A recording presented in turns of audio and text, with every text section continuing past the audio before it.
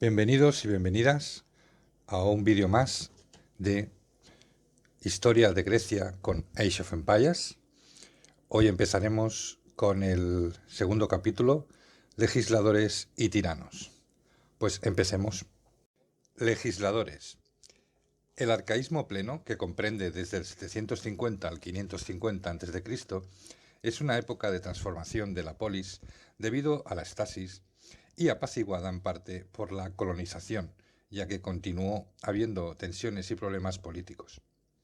Las causas de la estasis y su transformación son causas políticas, desigual enfrentamiento entre aristoi y clases bajas, descontentas por la acumulación de poder y abuso de los aristoi, existiendo participación en la ciudad.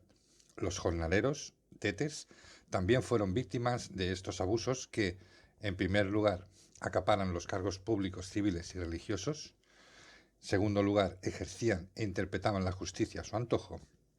Y en tercer lugar, ocupaban los principales puestos del ejército, los hipeis. Entre las causas económicas sociales está la aparición de clase artesanal y comerciante con independencia económica y social. Se agrupaban en barrios urbanos formando un grupo social con cultos e intereses propios. La moneda proporciona ventajas al comercio, dando lugar a una clase social rica e influyente, con bienes distintos a la aristocracia, tierras y ganado. Muchos aristoi empobrecidos se dedicaron al comercio. Y entre las causas militares aparece la infantería hoplita a partir del siglo VII a.C. Cambiaron su forma de combatir con un ejército basado en infantería disciplinada y pesadamente equipada, los llamados hoplitas. Las necesidades militares habían cambiado y se requería un ejército de masas con armamento pesado y nuevas técnicas de combate en formación para asegurar una coherencia más eficaz en la defensa. La disciplina y el sistema de lucha exigían una cohesión y uniformidad entre los combatientes, eliminando el protagonismo a la nobleza en aspecto bélico. La marina de guerra se inicia en los astilleros de Corinto con los tirremes, que eran barcos ligeros con 3 hileras de remeros. Los jornaleros, los tetes, se alistan como marineros para exigir su participación en el desarrollo político-social. Estas modificaciones dieron lugar a una gran inestabilidad que desembocó en conflictos y enfrentamientos entre clases sociales hasta que las ciudades tomaron medidas con la legislación escrita y la participación ciudadana. La legislación escrita y los primeros legisladores. Los encargados de ejercer la justicia, el dique, por decisión divina y antiguas normas y costumbres establecidas, eran los aristoi. La primera reforma que exigían las clases bajas era una legislación para toda la ciudad que garantizara el orden y la justicia. Se designaron a notables elegidos por la nobleza que destacarán en cualidades como la dignidad, moralidad y conocimiento de las normas. Eran los temistes y muy valorados en la ciudad.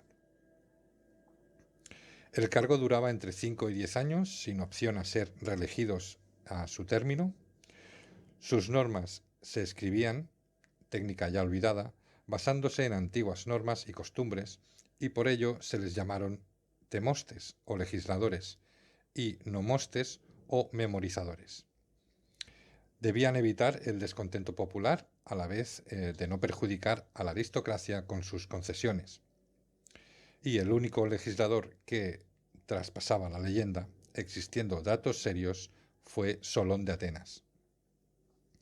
Las apoiquías de Cilicia y Magna Grecia posiblemente fueron las primeras en disponer de leyes escritas debido a que no tenían traducciones ni costumbres que regulasen la vida cotidiana y una necesidad urgente de armonizar la convivencia por medio de normas.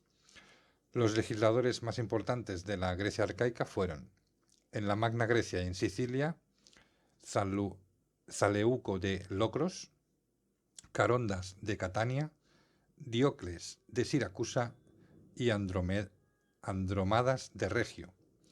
En Asia Menor, Picato de Mitilene y Aristarco de Regio, y en Grecia continental, Licurgo de Esparta, Dracón y Solón de Atenas, Demonacte de Cirene y Filolarco de Tebas.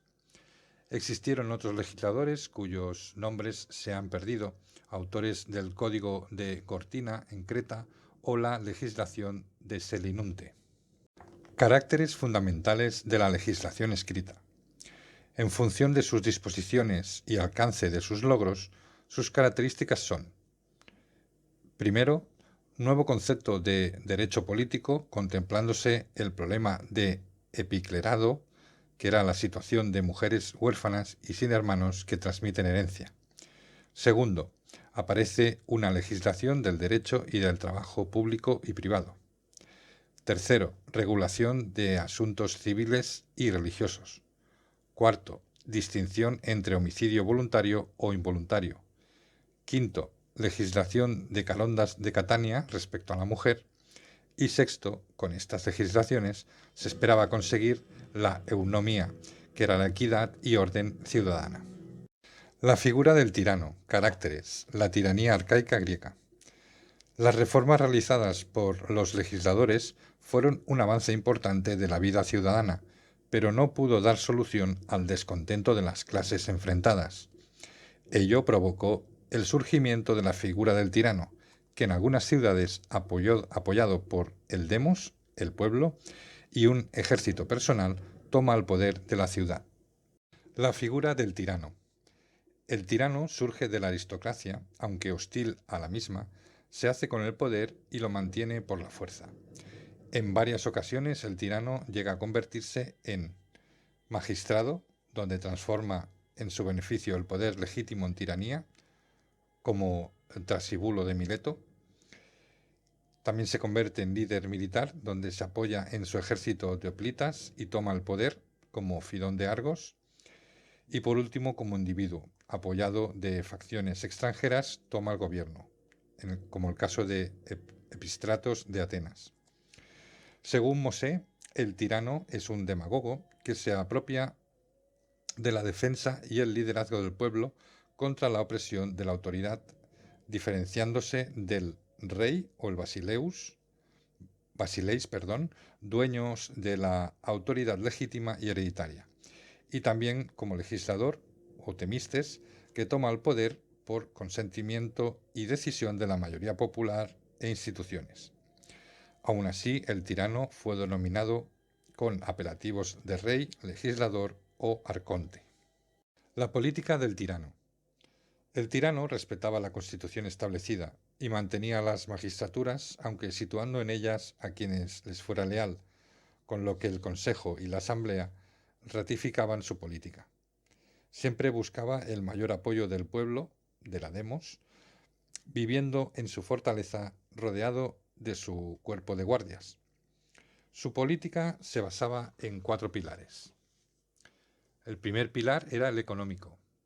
Los jornaleros o los tetes se favorecían por la política de obras públicas, a la que Aristóteles calificaba de intento de alejar a la gente de la política, aunque fue una forma de proporcionar trabajo y cubrir las necesidades de la ciudad.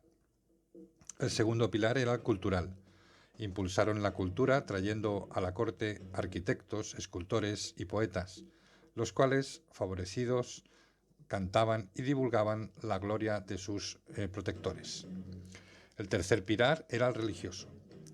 Ocupaba gran importancia en la propaganda política del tirano, construyendo edificios religiosos y hacían pública ostentación de su piedad.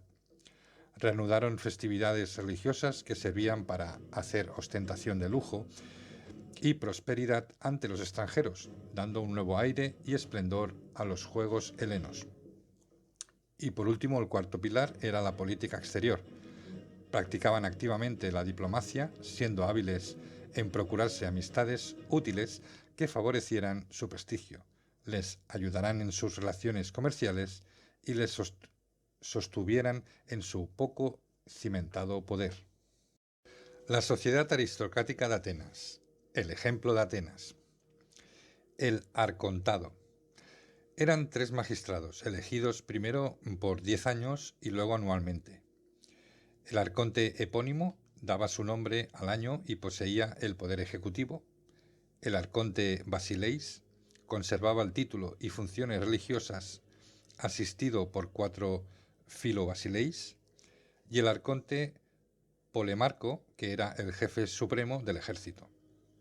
Con Solón, a principios del siglo VI a.C., se añaden 6 magistrados más, los arcontes temóstetes y el mandato de vitalicio a decental. Con Citenes serán 10 arcontes de mandato anual. El aropago o consejo estaba compuesto por arcontes cesados de su cargo con el objetivo de asegurar el mantenimiento del régimen aristocrático. Sus funciones eran: 1. Examinar los arcontes antes y después de ocupar el cargo, lo que se llamaba la docimasía. 2. Velar por el cumplimiento de las leyes. 3. Administrar los asuntos más importantes de la ciudad. Y 4. Ejercer el poder judicial. Eclesía o asamblea. Era la asamblea popular, con funciones muy limitadas, tal vez designada por magistrados, sin conocerse el método utilizado para su elección. Magistrados menores, también llamados colacretos, eran magistrados que se ocuparon de los primeros casos en la administración. Y por último, administración local, las naucrarias, que eran circunscripciones navales que actuaban como unidades administrativas en las que se basaba la administración local. Estructura social. En primer lugar estaban los eupátridas o la aristocracia, literalmente los bien nacidos. Se componen de familias terratenientes, poseedoras de tierras y cargos públicos. En segundo lugar, los geomores o campesinos, familias que cultivaban sus propias tierras más o menos fértiles. En tercer lugar, los demiurgos o artesanos, aceptados en las fileas y en los fatrias, pero no en los gene, carecían de derechos políticos a pesar de ser hombres libres. Y por último, los tetes o jornaleros, aceptados en las fileas y en los fatrias, pero no en los gene, también carecían de derechos políticos pese a ser hombres libres. Cilón. En el 630 a.C., el noble Cilón, apoyado por el tirano de Megara, parte de la nobleza y el oráculo de Delfos, se hace con la Acrópolis, pero el arconte Megacles del Genos de los Acmeónidas consiguió exterminar a los sublevados. Cilón escapó y fue acogido por Megara, aunque la mayoría de sus compañeros fueron ejecutados, violando el derecho de asilo sagrado del altar de los Euménides, donde habían buscado refugio.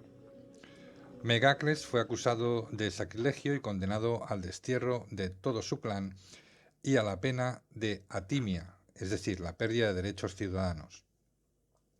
Se hizo traer un sacerdote de Creta para purificar la Acrópolis, según Tucídides, con la ayuda del tirano de Megara. Cilón intentó apoderarse de Atenas por segunda vez, pero fracasó, y las costas de Ática fueron arrasadas mientras el tirano de Megara se apoderó de la isla de Salamina. La teoría más probable, según Mosé, nos remite a una lucha entre facciones aristocráticas sin unión alguna. Dracón.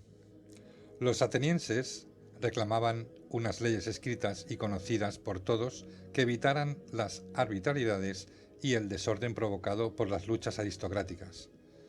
Según la tradición, fueron nombrados 6 termóstetes para fijar las leyes, pero al no dar resultado, se le encomendó la misión a Dracón en el 624 a.C., el cual arrebata a la nobleza el conocimiento, interpretación y ejecución de la justicia, haciéndola más humana y equitativa, con una ley igual y conocida por todos.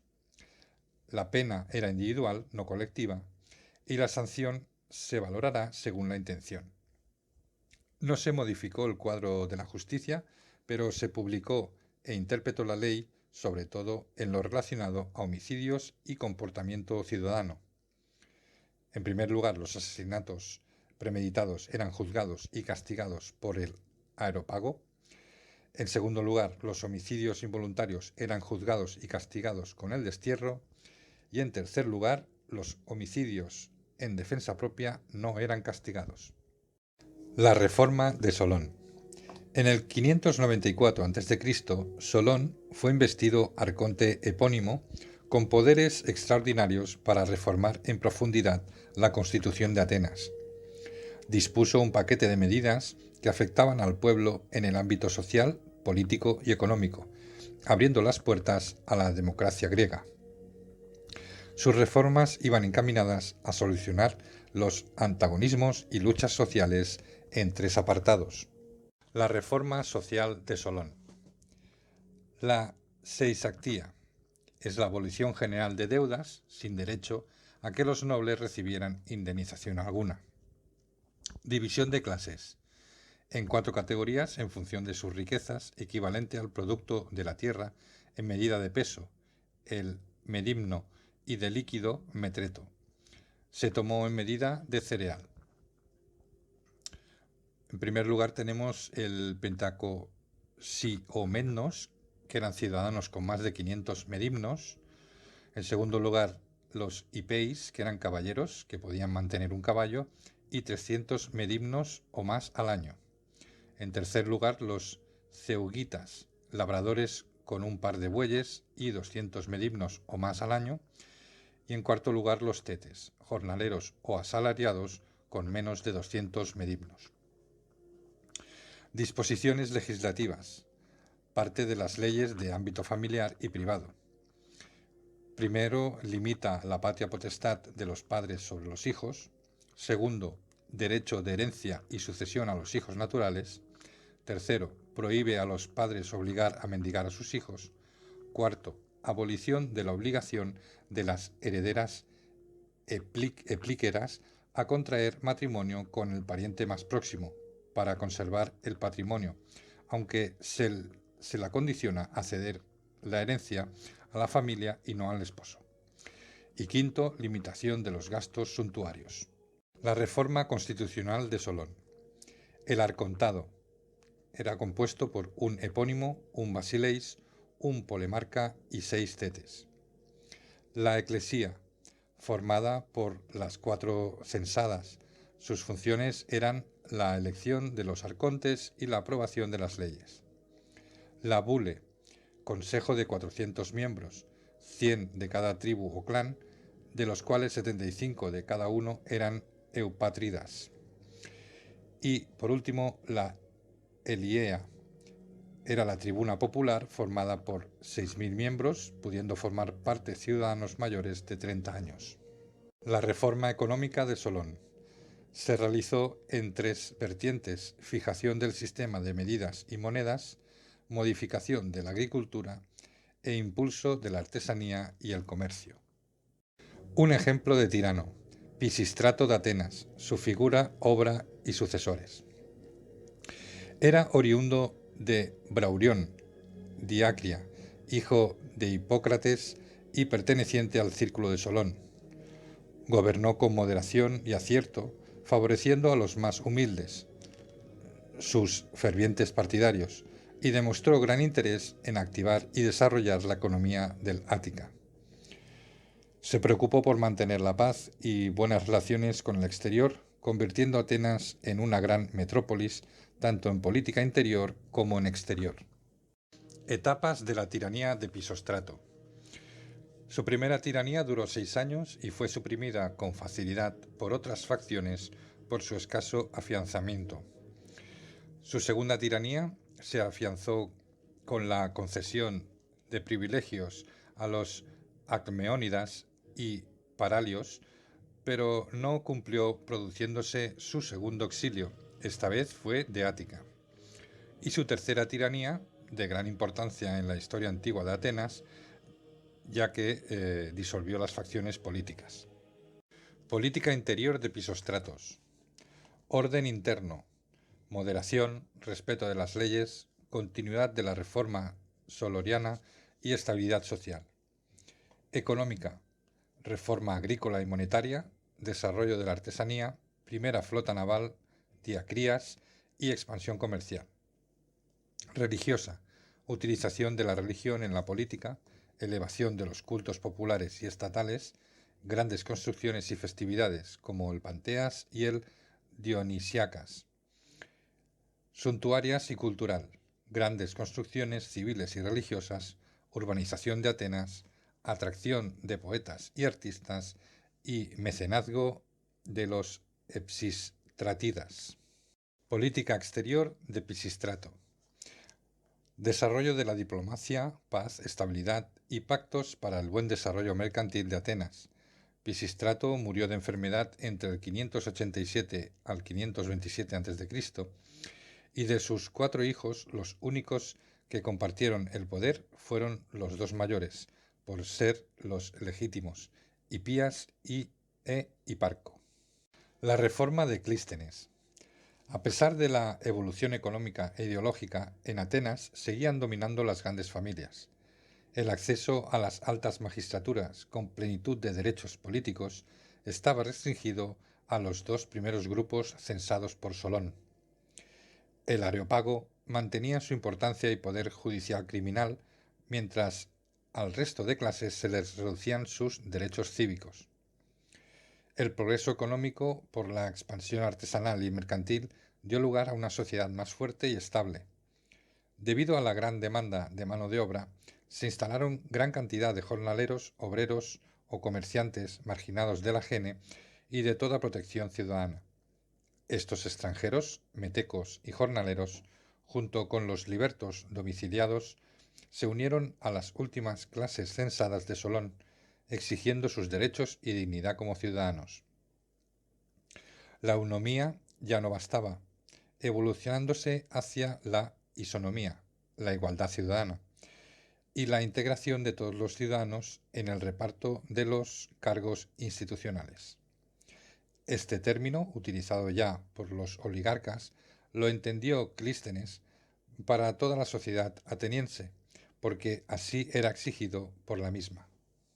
Clístenes comprendió que, habiendo alcanzado Atenas su mayoría de edad como potencia económica, necesitaba ahora una sociedad con mayoría de edad. Su reforma la realizó durante su arcontado entre el 508 al 501 a.C., con las características de carecer de aspiraciones económicas de prestigio y buscar objetivos sociales y económicos. En cambio, su finalidad era abrir el ámbito de la ciudadanía y conseguir la soberanía para el pueblo.